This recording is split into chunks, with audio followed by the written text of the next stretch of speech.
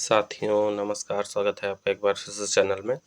हम लोग PCS prelims और आरओ के लिए देख रहे हैं टेस्ट सीरीज़, और ये हमारी जो है 5वीं टेस्ट सीरीज़ का चौथा पार्ट है। तो इस हिसाब से ये हमारी 20वां टेस्ट रहेगा। ठीक है, हमने 105 तक के प्रश्नों को देख लिए थे। आज 106 से लेके 140 तक के प्रश्नों को देखेंगे। ठीक है, पिछले वीडियो अगर आपने नहीं देखे हैं तो देख लीजिए, चैनल पे हैं। और आज के प्रश्नों में हम करंट अफेयर्स के भी कुछ प्रश्न, यूपी स्पेशल के भी कुछ प्रश्न शामिल करेंगे। ठीक है, तो आइए देखते हैं आज के प्रश्नों को, फटाफट करेंगे।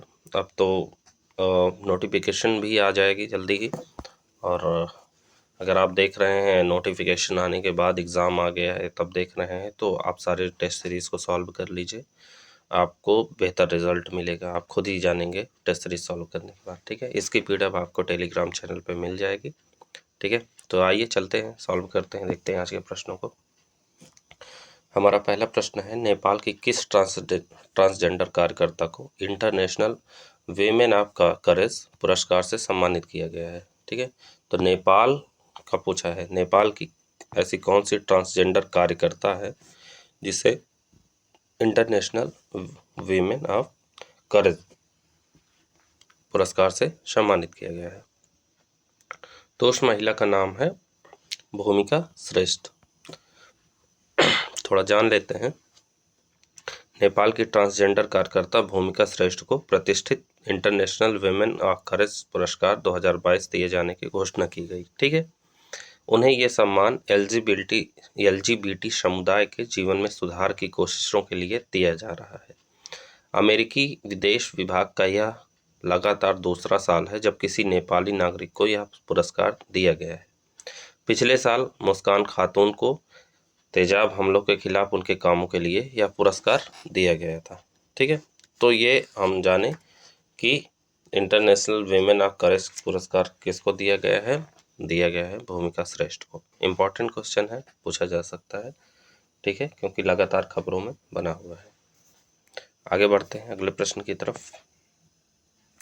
अगला प्रश्न है हमारा, कौन सा राज्य मिशन इंद्रधनुष के तहत 90.5% पूर्ण टीकाकरण कवरेज के साथ सूची में सबसे ऊपर है? ठीक है, तो मिशन इंद्रधनुष किसके लिए चलाया जाता है? पहले तो ये जानिए, वो चलाया जाता है टीकाकरण के लिए। देखिए, यहाँ लिखा है मिशन इंद्रधनुष, जहाँ लिखा हो मिशन इंद्रधनुष वो टीकाकरण के लिए चलाया जाता है।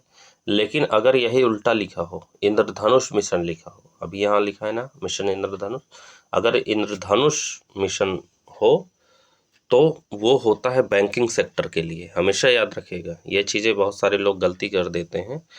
ठीक है, पूछ लेता है मिशन इंद्रधनुष किससे संबंधित है, तो लोग बैंकिंग को लगा के आ जाते हैं या जो है टीकाकरण को लगाते हैं। ठीक है, कभी कभी इंद्रधनुष मिशन दिया रहता है तो वहाँ लोग टीकाकरण को लगा के चले जाते हैं, तो वो गलत हो जाता है।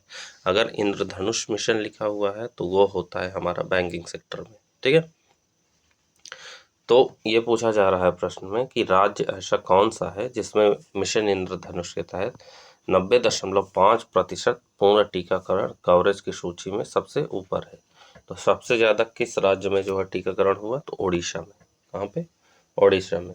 मिशन इंद्रधनुष 4.0 किसके तहत? 4.0 के तहत कोविड-19 संक्रमण के खिलाफ सफल टीकाकरण के अलावा 90.5% टीकाकरण हासिल करने वाला ओडिशा देश का एकमात्र राज्य बन गया है। ठीक है, माताओं और बच्चों के लिए निवारक स्वास्थ्य देखभाल की दिशा में एक कदम के रूप में लक्षित महिलाओं और बच्चों के पूर्ण टीकाकरण कवरेज को बढ़ावा देने के लिए इसी वर्ष मार्च माह में ओडिशा में गहन मिशन इंद्रधनुष यानी IMI 4.0 शुरू किया गया है। ठीक है, पूर्ण टीकाकरण में पोलियो, तपेदिक, पीलिया, डिप्थीरिया, काला खांसी, टेटनस इत्यादि सहित 12 विभिन्न प्रकार की बीमारियों के खिलाफ निवारक टीकाकरण शामिल होते हैं। ठीक है, भारत सरकार के स्वास्थ्य एवं परिवार कल्याण मंत्रालय ने 25 दिसंबर 2014 को मिशन इंद्रधनुष की शुरुआत की थी। तो अगर पूछा जाए कि मिशन इंद्रधनुष की शुरुआत कब हुई थी, तो 25 दिसंबर 2014। ठीक है, ये याद रखिएगा। ठीक है, इम्पोर्टेंट है। चलिए आगे बढ़ते हैं अगला प्रश्न की तरफ। अगला प्रश्न है हमारा, भाषा सर्टिफिकेट सेल्फी अभियान। भाषा सर्टिफिकेट सेल्फी अभियान किस मंत्रालय ने शुरू किया है? तो ये शुरू किया है शिक्षा मंत्रालय ने। ठीक है, शिक्षा मंत्रालय की एक पहल है भाषा सर्टिफिकेट सेल्फी अभियान। भाषा सर्टिफिकेट सेल्फी सांस्कृतिक विविधता को प्रोत्साहित करने, बहुभाषावाद को बढ़ावा देने तथा एक भारत श्रेष्ठ भारत की भावना का प्रसार करने के लिए शुरू किया गया है। ठीक है, इसका उद्देश्य शिक्षा मंत्रालय और माई गवर्नमेंट ऑफ इंडिया द्वारा विकसित भाषा संगम मोबाइल ऐप को बढ़ावा देना है। भाषा संगम पहल वर्ष 2021 में शिक्षा मंत्रालय ने EBSB के तहत भाषा संगम पहल की शुरुआत की। यह 22 भारतीय भाषाओं, 8वीं अनुसूची में जो शामिल भाषाएं हैं कितनी है? 22 हैं, के दैनिक उपयोग के बुनियादी वाक्य सिखाने के लिए एक भारत श्रेष्ठ भारत के तहत शिक्षा मंत्रालय की एक पहल है। ठीक है, तो ऑप्शन ए सही हो जाएगा। आगे बढ़ते हैं अगले प्रश्न की तरफ। अगला प्रश्न हमारा कहता है, हाल ही में किस मंत्रालय द्वारा ग्रामीण स्वरोजगार प्रशिक्षण rural self employment training institute RSETI की शुरुआत की गई है? तो ये कौन सा मंत्रालय है जिसके द्वारा ये शुरू किया गया है? तो ये शुरू किया गया है हमारा ग्रामीण विकास मंत्रालय द्वारा। ठीक है, यह एक ग्रामीण विकास मंत्रालय की पहल है, मिनिस्ट्री ऑफ रूरल डेवलपमेंट। ठीक, उसकी एक पहल है। इसका उद्देश्य क्या है? तो इसका उद्देश्य है उद्यमिता विकास की दिशा में सक्षम ग्रामीण युवाओं के प्रशिक्षण और कौशल अपग्रेडेशन के लिए देश के प्रत्येक जिले में एक समर्पित बुनियादी ढांचा निर्मित करना। इसका प्रबंधन भारत सरकार और राज्य सरकारों के राष्ट्रीय सहयोग से बैंकों द्वारा किया जाता है। ठीक है, भारत सरकार इसके लिए अधिकतम 1 करोड़ रुपए तक एक मुफ्त अनुदान सहायता प्रदान करती है। इसके अंतर्गत प्रशिक्षण के सफल समापन के बाद बैंकों द्वारा उद्यमशील प्रकृति के उद्यम शुरू करने के लिए क्रेडिट लिंकेज सहायता प्रदान की जाती है। पोर्टल को कोविड-19 महामारी के मद्देनजर शुरू किया गया था। ठीक है, तो ऑप्शन ए सही हो जाएगा। आगे बढ़ते हैं अगले प्रश्न की तरफ। अगला प्रश्न हमारा है, किस संगठन ने प्रदूषणकारी वस्तुओं के आयात पर विश्व का पहला कार्बन डाइऑक्साइड उत्सर्जन शुल्क लगाने का फैसला किया है? तो ऐसा कौन सा संगठन है जो प्रदूषणकारी जो वस्तुएं होती हैं उनके आयात पर कार्बन डाइऑक्साइड उत्सर्जन टैक्स जो है CO2 टैक्स जो है लगाने का फैसला किया है? तो ये है हमारा यूरोपीय संघ। कौन है? यूरोपीय यूनियन है। यूरोपीय यूनियन के जो कंट्री हैं उनके द्वारा जो है प्रदूषणकारी वस्तुओं के आयात पर विश्व का पहला कार्बन डाइऑक्साइड यानी CO2 उत्सर्जन शुल्क लगाने का फैसला किया गया है। वर्ष 2020 में यूरोपीय संघ द्वारा स्टील, सीमेंट, उर्वरक, एल्यूमीनियम और विद्युत के आयात पर कार्बन डाइऑक्साइड उत्सर्जन लागत लागू करने का प्रयास किया जा रहा है। ठीक है, इस टैरिफ को लगाने का उद्देश्य यूरोपीय उद्योग की रक्षा करना है, क्योंकि यूरोपीय बाजार कमजोर पर्यावरणीय नियमों वाले देशों में निर्मित सस्ते सामानों से भरा पड़ा है। यूरोपीय संघ के अनुसार कार्बन सीमा पर यूरोपीय संघ की कंपनियों और विदेशों में समान कार्बन डाइऑक्साइड शुल्क लगाकर एक समान अवसर प्रदान करने का एक प्रयास है। ठीक है, तो ऑप्शन ए सही हो जाएगा। आगे बढ़ते हैं अगले प्रश्न की तरफ। अगला प्रश्न है, किस दशक से भारत की जनसंख्या वृद्धि दर में निरंतर घटने की प्रवृत्ति दिखाई देती है? तो जनसंख्या वृद्धि दर किस दशक से घटने की प्रवृत्ति दिखाई देती है? तो वो दिखाई देती है हमारा 1971 से। ठीक है, भारत की सर्वाधिक वृद्धि जो जनसंख्या की हुई थी वो 1961 से लेके 71 के दशक में हुई। 1961 से 71 के दशक में लगभग 24.80% जो है बढ़ोतरी हुई थी। ठीक है, इसके पश्चात 1971 से 1981 में 24.66, 1981 से 1991 के बीच में 23.87, 1991 से 2001 में जो है 21.54 तथा 2001 से 2011 के दशक में 17.7 रही है। ठीक है, तो इसका मतलब क्या हुआ कि 24.80 जो है कब थी? 1961 से 1971 के बीच में। ठीक है, उसके बाद घटती चली जा रही है। अंतिम जनगणना आप जानते ही हैं 2011 में हुई, जिसका परसेंट मैंने बता दिया, 17.7% जनसंख्या वृद्धि रही है। ब्रिटिश भारत में थोड़ा जान लीजिए जनगणना के बारे में। ब्रिटिश भारत में पहली जनगणना 1872 में लॉर्ड मेयो के काल में हुई थी। 1881 ईस्वी में लॉर्ड रिपन के समय से प्रत्येक 10 वर्ष के अंतराल पर जनसंख्या का क्रमवार आकलन प्रारंभ हुआ, जो आज भी जारी है।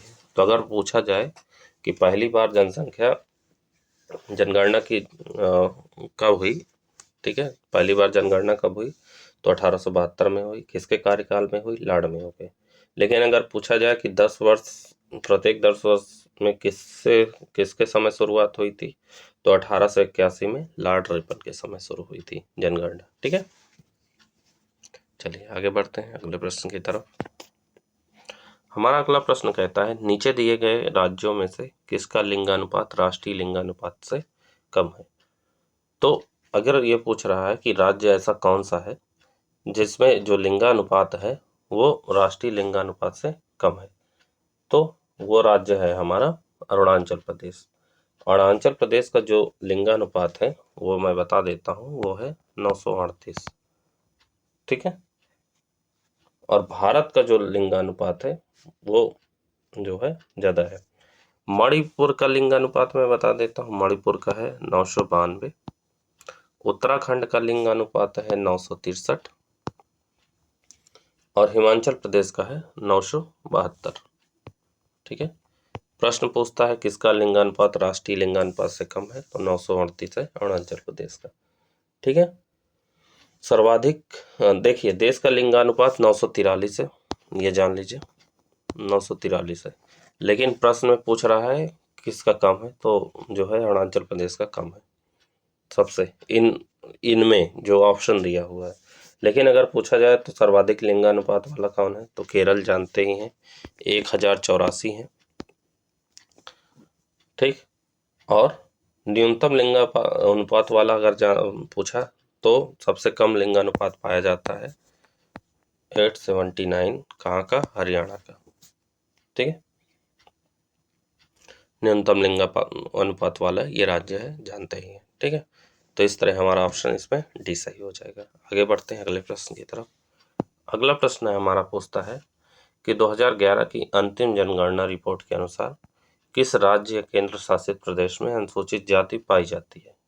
ठीक है, तो जो 2011 की जनगणना आई उसमें पूछा जा रहा है कि ऐसा कौन सा राज्य या केंद्र शासित प्रदेश है जिसमें अनुसूचित जनजाति पाई जाती है। ठीक है, तो वो है मिजोरम। मिजोरम ही है। देखिए 4 ऑप्शन दिए गए हैं, कौन कौन से देख लीजिए एक बार। मिजोरम है, उसके अलावा जो है अरुणाचल प्रदेश, नागालैंड और लक्षद्वीप। तो मिजोरम में जो है अनुसूचित जाति की जनसंख्या पाई जाती है। तो 2011 की जो रिपोर्ट आई जनगणना की, उसमें जो है अनुसूचित जातियों की जनसंख्या लगभग 20.13 करोड़ है, जो देश की कुल जनसंख्या का 16.6% है। इस रिपोर्ट के अनुसार अरुणाचल प्रदेश, नागालैंड, अंडमान एवं निकोबार द्वीप समूह और लक्षद्वीप में किसी भी अनुसूचित जाति का निवास नहीं है। कौन कौन सा है याद रखिएगा, कभी कभी ऑप्शन में पूछ लेता है निम्न में से किस में अनुसूचित जातियों का निवास नहीं है, और इसी चारों में से दे देगा। कौन कौन से? अरुणाचल प्रदेश, नागालैंड, अंडमान एवं निकोबार और लक्षद्वीप। ठीक है, तो सर्वाधिक एवं न्यूनतम अनुसूचित जाति जनसंख्या वाला राज्य उत्तर प्रदेश और न्यूनतम है मिजोरम। ठीक है, तो ये पूछा है न्यूनतम किसका है, तो न्यूनतम मिजोरम का है, ऑप्शन ए सही है। ठीक है, अधिकतम पूछे तो अधिकतम उत्तर प्रदेश है। ठीक, याद रखिएगा। आगे बढ़ते हैं अगले प्रश्न की तरफ। अगला प्रश्न है हमारा, निम्नलिखित में से कौन सा कथन सही है? ठीक है, कथन कौन सा सही है, तो जाहिर सी बात है एक ही कथन सही होगा। पहला कथन है 2001 की जनगणना के अनुसार भारत की कुल जनसंख्या का 4.1% दिव्यांग व्यक्ति है। तो पहला कथन हमारा गलत है, क्योंकि कुल जनसंख्या का दिव्यांग जो है 4.1 नहीं बल्कि 2.1% है। कितना? 2.1%। ठीक, याद रखेगा। दूसरा है 2001 की तुलना में 2011 में जनसंख्या घनत्व में 77 की वृद्धि हुई, 77% की। तो दूसरा भी गलत है, बी भी गलत है। क्यों? क्योंकि 2001 का जो जनसंख्या घनत्व था वो 325 था, तथा 2011 में यह जो है 382। अतः जनसंख्या घनत्व में 57% की वृद्धि हुई, ना कि 77% की। ठीक है। अब ये पूछ रहा है, तीसरा है ऑप्शन सी, 2011 की जनगणना रिपोर्ट के अनुसार उत्तर प्रदेश की साक्षरता दर आंध्र प्रदेश से अधिक है। बिल्कुल सही है। जो जनगणना रिपोर्ट आई 2011 में, तो उसमें उत्तर प्रदेश जो है आंध्र प्रदेश से ज़्यादा शिक्षित पाया गया है। ठीक है। उत्तर प्रदेश की साक्षरता दर जो है वो 67.7% है, जबकि आंध्र प्रदेश की 67% है। ठीक है, अर्थात उत्तर प्रदेश की साक्षरता दर आंध्र प्रदेश से ज़्यादा है। ठीक है। सर्वाधिक 10 की वृद्धि दर जो है दादर एवं नागर हवेली की है। ठीक है, ना कि नागालैंड की।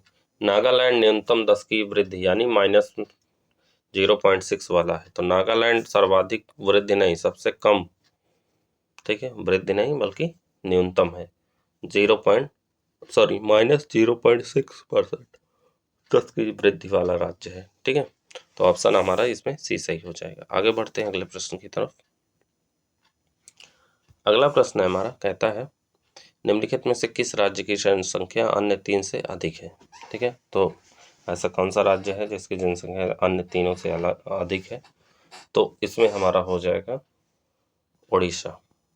उड़ीसा ऐसा है जो असम, केरल और झारखंड की जनसंख्या के मामले में तीनों से अधिक है।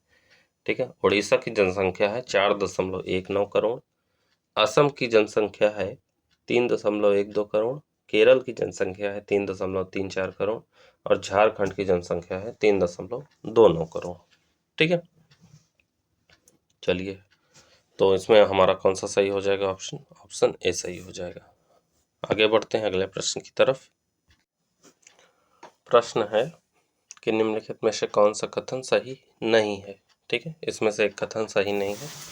हमारा पहला कथन कहता है कि उत्तर प्रदेश का सर्वाधिक आबादी वाला जिला प्रयागराज है। बिल्कुल, ये तो जानते ही हैं, उत्तर प्रदेश में सर्वाधिक आबादी प्रयागराज में है।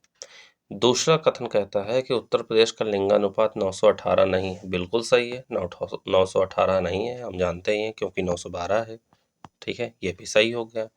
तीसरा कहता है 2001 से 2011 के दौरान उत्तर प्रदेश के लिंगानुपात में 14 की वृद्धि हुई है। बिल्कुल सही है, ये भी सही है कि 2001 से 2011 की जो जनगणना हुई उसमें लिंगानुपात में 14 की वृद्धि हुई है। डी कहता है हमारा उत्तर प्रदेश की नगरीय जनसंख्या का प्रतिशत 24.3% है। गलत है, क्योंकि 24.3% नहीं है बल्कि 22.3% है। ठीक है, ये याद रखेगा। उत्तर प्रदेश की जो नगरीय जनसंख्या का प्रतिशत है वो देश की आबादी का कुल 22.3% है। ठीक है, तो ऑप्शन डी सही हो जाएगा इसमें, मतलब पूछा है नहीं है तो डी ही होगा। ठीक है, अगला है, अगले प्रश्न की तरफ बढ़ते हैं। अगला है उत्तर प्रदेश का सर्वाधिक एवं न्यूनतम साक्षरता दर वाला जिला है। तो जैसे जानते हैं कि उत्तर प्रदेश का सर्वाधिक जो है साक्षरता दर वाला जिला गौतम बुद्ध नगर है। ठीक है, तो गौतम बुद्ध नगर इसमें 2 दिए हैं, तो बी और डी तो पहले होंगे नहीं, अब सी और ए में कोई हो सकता है। तो गौतम बुद्ध नगर तो जानते ही हैं। ठीक है, लेकिन न्यूनतम कौन सा है तो वो भी जान लीजिए। न्यूनतम साक्षरता दर वाला जिला श्रावस्ती है। कौन सा? श्रावस्ती है। तो ऑप्शन हमारा सी सही हो जाएगा, ये गलत है, ऑप्शन सी सही हो जाएगा। अब जान लीजिए कि जो 2011 की रिपोर्ट आई थी उसमें साक्षरता दर जो है उत्तर प्रदेश की कितनी थी? 67.7%। ठीक है, ये उत्तर प्रदेश की कुल साक्षरता दर थी। लेकिन अगर पूछा जाए गौतम बुद्ध नगर की, क्योंकि भाई सबसे ज़्यादा है, तो गौतम बुद्ध नगर की कितनी थी? तो गौतम बुद्ध नगर की जो साक्षरता दर थी वो थी 80.12%। ठीक है, कितना? 80.12%। लेकिन अगर पूछा जाए कि श्रावस्ती जिसकी साक्षरता दर सबसे कम है तो वो कितनी थी? तो वो थी जो है 46.74%। ठीक है, कितना 46.74%। ठीक है, तो इस हिसाब से हमारा ऑप्शन सी सही हो जाएगा। आगे बढ़ते हैं अगले प्रश्न की तरफ। अगला प्रश्न है, अनुकूलतम जनसंख्या सिद्धांत के प्रवर्तक थे। तो अनुकूलतम जनसंख्या सिद्धांत के प्रवर्तक का नाम था एडविन केनन। ठीक है, ये ब्रिटिश अर्थशास्त्री हैं एडविन केनन। इनको जो है अनुकूलतम जनसंख्या सिद्धांत का जनक माना जाता है। डाल्टन ने एडविन केनन द्वारा प्रतिपादित जनसंख्या सिद्धांत में प्रति व्यक्ति आय को सम्मिलित करने की सहमति प्रदान की। ठीक है, अनुकूलतम जनसंख्या से तात्पर्य जनसंख्या के उस आकार से होता है जो उपलब्ध संसाधन, पूंजी व वर्तमान प्रवृत्ति की स्थिति में अधिक प्रति व्यक्ति आय प्रदान करता हो। ठीक है, तो ये क्वेश्चन इंपॉर्टेंट भी है, पूछा जा सकता है, तो याद रखिएगा। एडविन केनन जो है अनुकूलतम जनसंख्या सिद्धांत के प्रवर्तक थे। आगे बढ़ते हैं अगले प्रश्न की तरफ। अगला प्रश्न है, निम्न में से किस राज्य की जनसंख्या में नगरीय जनसंख्या का प्रतिशत अधिक है। ठीक है, तो ऐसा कौन सा राज्य है जिसकी जनसंख्या में नगरीय जनसंख्या का प्रतिशत अधिक है। तो वो है हमारा गोवा। कौन सा है? गोवा। जानते ही हैं 2011 की जो जनगणना हुई उसके अनुसार भारत में कुल 121.05 करोड़ लोगों में से 3,77,106.125 लोग शहरों में निवास करते हैं।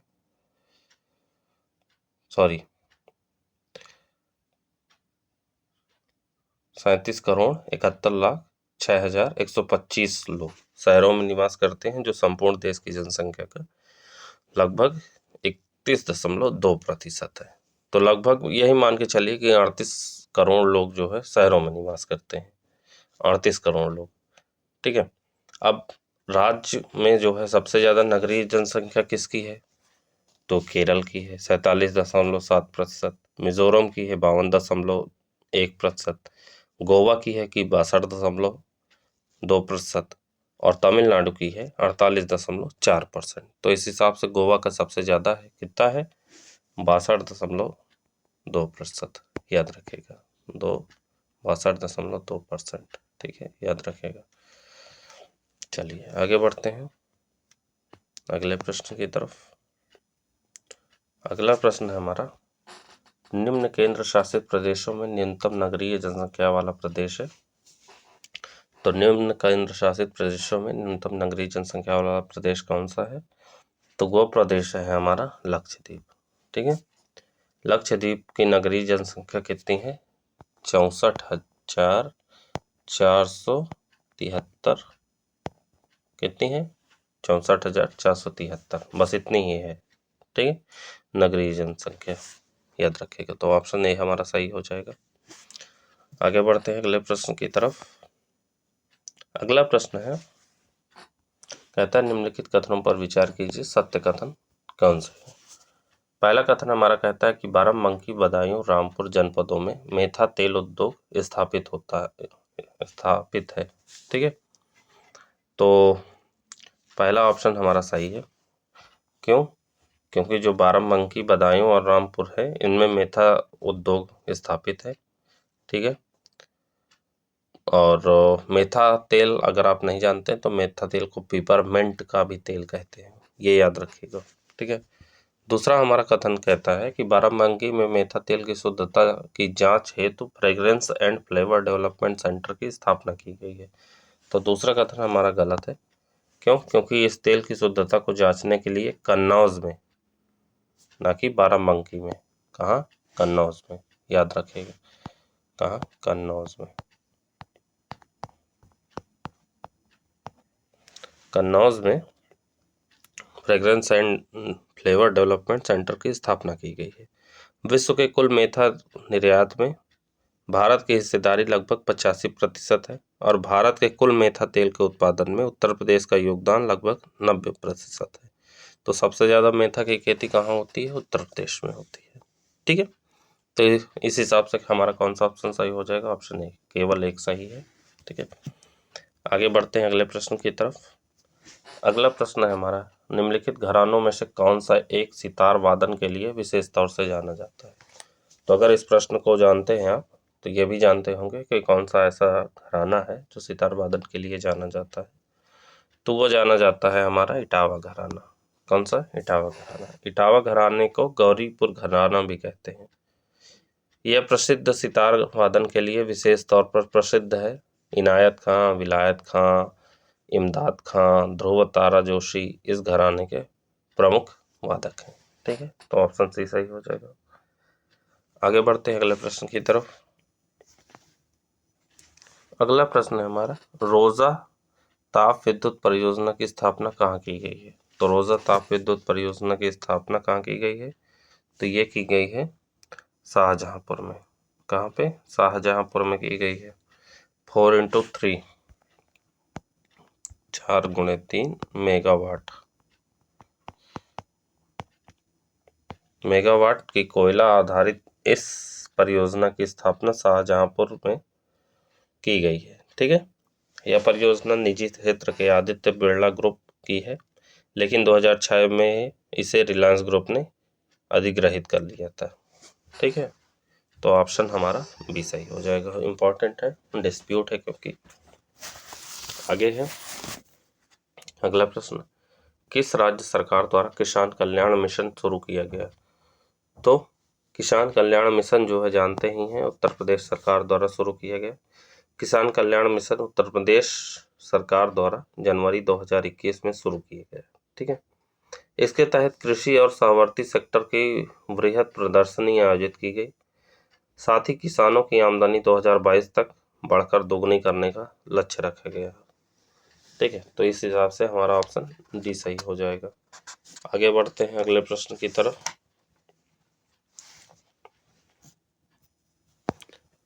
हमारा अगला प्रश्न कहता है, निम्नलिखित राज्यों में से कौन से उत्तर प्रदेश के सीमावर्ती हैं? उत्तर प्रदेश के सीमावर्ती समझते हैं, मतलब जो उत्तर प्रदेश से सटे हुए हैं। ठीक है, जिनकी बॉर्डर लाइन मिलती है, तो कौन कौन से है जगह? तो उत्तर प्रदेश के सीमावर्ती जो हैं देख लीजिए। हमारे पहले राजस्थान है सटा हुआ, पंजाब तो बिल्कुल नहीं है। दूसरा है छत्तीसगढ़ भी सटा हुआ है, नीचे की तरफ देखिए। फिर उसके बाद झारखंड भी नीचे की ही तरफ है। ठीक है, तो इस हिसाब से हमारा कौन सा ऑप्शन सही हो जाएगा? ऑप्शन बी सही हो जाएगा। ठीक है, आगे बढ़ते हैं अगले प्रश्न की तरफ। अगला प्रश्न हमारा कहता है कि बुंदेलखंड के निम्नलिखित नृत्यों में से कौन सा एक नृत्य पुत्र जन्मोत्सव पर किया जाता है? तो बुंदेलखंड में एक ऐसा नृत्य है जो कि पुत्र जन्मोत्सव पर किया जाता है। तो उस नृत्य का नाम क्या है? तो उस नृत्य का नाम है ख्याल नृत्य। कौन सा नृत्य? ख्याल नृत्य। ये जो है पुत्र जन्मोत्सव पर बुंदेलखंड में ख्याल नृत्य किया जाता है। इसके अंतर्गत रंगीन कागजों एवं बांसों की सहायता से मंदिर बनाकर उसे सिर के ऊपर रखकर नृत्य करना होता है। ठीक है, तो ऑप्शन हमारा सी सही हो जाएगा। आगे बढ़ते हैं अगले प्रश्न की तरफ। अगला प्रश्न है हमारा, निम्नलिखित कथनों पर विचार कीजिए, कौन से कथन सत्य हैं? पहला कथन हमारा है कि उत्तर प्रदेश में महिला का कल्याण एवं बाल विकास के लिए प्रशासनिक मशीनरी के रूप में वर्ष 1988 में बाल विकास सेवा एवं पुष्टाहार निदेशालय की स्थापना की गई। ठीक है, तो पहला कथन हमारा सही है, बिल्कुल सही है। दूसरा कथन है, उत्तर प्रदेश में वर्ष 1989 में महिला एवं बाल विकास विभाग की स्थापना की गई। तो दूसरा भी कथन सही है। ठीक है, तो इस हिसाब से हमारा ऑप्शन सी सही हो जाएगा। आगे बढ़ते हैं अगले प्रश्न की तरफ। अगला प्रश्न हमारा कहता है कि वीवी गिरी राष्ट्रीय श्रम संस्थान कहाँ स्थित है? तो वीवी गिरी राष्ट्रीय श्रम संस्थान हमारा जो है ये नोएडा में है। कहाँ पे है? नोएडा में। ठीक है, वीवी गिरी आश्रम राष्ट्रीय श्रम संस्थान नोएडा में स्थित है। ठीक है, श्रम के क्षेत्र में असंगठित श्रम पर अनुसंधान एवं समन्वय स्थापित करने के लिए क्या किया गया? प्रथमतः इसकी परिकल्पना 1962 में की गई। यह संस्थान 1972 में एक स्वायत्त सोसाइटी के रूप में पंजीकृत हुआ था। ठीक, आगे बढ़ते हैं अगले प्रश्न की तरफ। अगला प्रश्न हमारा कहता है निम्नलिखित स्थानों में से कहाँ पशु चिकित्सा पॉलीक्लिनिक स्थापित किया गया है। तो पॉलीक्लिनिक जानते ही हैं, जहाँ पशुओं की जो है चिकित्सा और देखरेख की जाती है। तो ये इसमें हो जाएंगे हमारे कौन कौन से, इसमें सभी हो जाएंगे। गोरखपुर में भी है, मुजफ्फरनगर में भी है, वाराणसी में भी है, सैफई में भी है। तो ऑप्शन डी सही हो जाएगा, उपयुक्त सभी। आगे बढ़ते हैं अगले प्रश्न की तरफ। अगला प्रश्न हमारा कहता है कि निम्नलिखित कथनों पर विचार कीजिए, कौन से कथन सत्य है। पहला कथन हमारा कहता है कि उत्तर प्रदेश को 20 कृषि जलवायु क्षेत्रों में वर्गीकृत किया गया है। तो पहला ही कथन हमारा गलत है। क्यों? क्योंकि उत्तर प्रदेश को कुल 9 जलवायु क्षेत्रों में विभाजित किया गया है। 9 कृषि जलवायु क्षेत्रों में, कितना? 9। दूसरा कथन है कि उत्तर प्रदेश में कुल कृषि पारिस्थितिकी क्षेत्रों की संख्या 9 है। तो दूसरा भी हमारा गलत है। क्यों? क्योंकि उत्तर प्रदेश में मृदा समूह जो है 8 है और कुल पारिस्थितिकी क्षेत्र कितने हैं? 20 है, ना कि 9। ठीक है, कितने हैं? 20 है। ये याद रखिएगा। जो ऊपर लिखना चाहिए वो नीचे लिखा है, जो नीचे लिखना चाहिए वो ऊपर लिखा है। इसी तरह सवाल कंफ्यूज करती है बीपीएससी और यूपीएससी और पीसीएस आरओ। ठीक है, तो ऑप्शन हमारा पूछा है कौन सा कथन सत्य है, तो ऑप्शन डी हो जाएगा। ना तो एक ना तो दो, दोनों कथन सत्य नहीं है। आगे बढ़ते हैं अगले प्रश्न की तरफ। अगला प्रश्न है उत्तर प्रदेश में प्रभावी स्वास्थ्य सेवाओं के संदर्भ में दिए गए कथनों पर विचार कीजिए। तो प्रभावी स्वास्थ्य सेवाओं का मतलब क्या हो गया? जो प्रभावी स्वास्थ्य सेवाएं लागू की जाती हैं। ठीक है, तो ये पूछ रहा है कि जो है मिशन इंद्रधनुष के अंतर्गत 3 लाख बच्चों के टीकाकरण का लक्ष्य रखा गया था, जिसे 2020 तक पूर्ण करना था।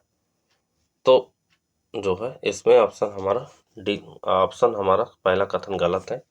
क्यों गलत है? क्योंकि आयुष्मान योजना के तहत 5 लाख रुपए प्रतिवर्ष चिकित्सा बीमा कवर के रूप में प्रदान किया जाता है, ये जानते हैं। ठीक है, इस योजना के अंतर्गत बीमार व्यक्ति सरकारी चिकित्सालय के साथ साथ निजी अस्पतालों में भी अपना उपचार करवा सकता है। मिशन इंद्रधनुष के अंतर्गत बच्चों को 7 रोगों हेतु 7 प्रकार का टीका लगता है, जिसमें डिप्थीरिया, काली खांसी, हेपेटाइटिस बी, टेटनस, पोलियो और यक्ष्मा खसरा मुख्य है। ठीक है, तो पहला हमारा कथन गलत हो गया। दूसरा भी कथन जो है हमारा गलत है, क्योंकि इसके तहत जो है 5 लाख रुपए, ना कि 7 लाख रुपए, जैसे मैंने बताया अभी कि 5 लाख रुपए प्रदान किया जाता है प्रतिवर्ष। ठीक है, मतलब 5 लाख रुपए प्रति वर्ष चिकित्सा बीमा कवर प्रदान किया जाता है। ठीक है, तो ऑप्शन दूसरा कथन भी गलत है, तो ऑप्शन हमारा डी हो जाएगा। 1 और 2 दोनों सही नहीं है। आगे बढ़ते हैं अगले प्रश्न की तरफ। अगला प्रश्न है 1911 में लखनऊ में स्थापित कला एवं शिल्प महाविद्यालय के किस प्राचार्य को महाविद्यालय का सूर्य कहा गया? तो ये 1991 की बात है। तो किसको कहा गया था? तो ये कहा गया था हमारे सुधीर रंजन खस्तगीर को। किसको? सुधीर रंजन खस्तगीर को। ठीक है, क्या कहा गया? महाविद्यालय का सूर्य कहा गया। आगे बढ़ते हैं अगले प्रश्न की तरफ। अगला प्रश्न है हमारा वंदे मातरम योजना का संबंध है। तो वंदे मातरम योजना का संबंध किससे है? तो इसका संबंध है हमारा गर्भवती महिलाओं के निःशुल्क उपचार से। ठीक है, 9 फरवरी 2004 से क्या हो गया है? प्रारंभ किया गया है। ये योजना जो है गर्भवती महिलाओं को निःशुल्क उपचार उपलब्ध कराना है, इसका उद्देश्य है। ठीक है, तो इस तरह हमारा ऑप्शन भी सही हो जाएगा। आगे बढ़ते हैं अगले प्रश्न की तरफ। अगला प्रश्न है हमारा उत्तर प्रदेश उर्दू अकादमी की स्थापना किस वर्ष हुई? उर्दू अकादमी की स्थापना किस वर्ष हुई? तो जैसा आप जानते हैं उर्दू अकादमी जो है इसकी स्थापना हुई थी 1972 में। कब हुई थी? 1972 में। 9 फरवरी 2004 से प्रारंभ की गई इस योजना का उद्देश्य गर्भवती महिलाओं को निःशुल्क उपचार उपलब्ध कराना है। ठीक है, तो ये याद रखिएगा। आगे बढ़ते हैं अगले प्रश्न की तरफ।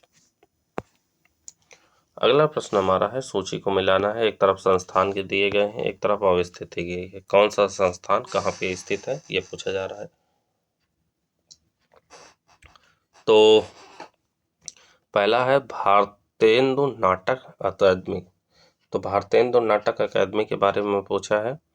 तो भारतेंदु नाटक अकादमी हमारा है लखनऊ में। कहाँ है, लखनऊ में। तो पहला तो गलत है, सुमेलित नहीं है। दूसरा है निराला आर्ट गैलरी। तो निराला आर्ट गैलरी प्रयागराज में है, तो दूसरा भी नहीं है, बी भी नहीं है। तीसरा है भारतीय राष्ट्रीय लोक कला परिषद। तो भारतीय राष्ट्रीय लोक कला परिषद जो है तो वो है बनारस।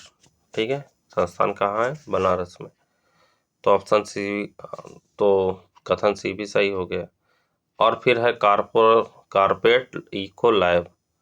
कारपेट इको लैब किसका कहाँ पे है, तो ये है भदोही में। तो ऑप्शन डी भी हो जाएगा। ठीक है, तो हमारे चारों सही हैं, सॉरी दो सही हैं। भारतीय राष्ट्रीय लोक कला परिषद वाराणसी और कारपेट इको लैब भदोही में। ठीक है, तो इस हिसाब से हमारा कौन सा ऑप्शन सही हो जाएगा, तो इस हिसाब से हमारा ऑप्शन सही हो जाएगा, ऑप्शन बी। ठीक है, चलिए आगे बढ़ते हैं अगले प्रश्न की तरफ। उत्तर प्रदेश में अफीम का सबसे बड़ा उत्पादक जिला है। अफीम का सबसे बड़ा उत्पादक जिला है, तो कौन सा है अफीम का सबसे बड़ा उत्पादक जिला, तो वो है हमारा बाराबंकी। कौन सा है, बाराबंकी। प्रदेश में अफीम का सबसे बड़ा उत्पादक जिला बाराबंकी है। कौन सा है, बाराबंकी है।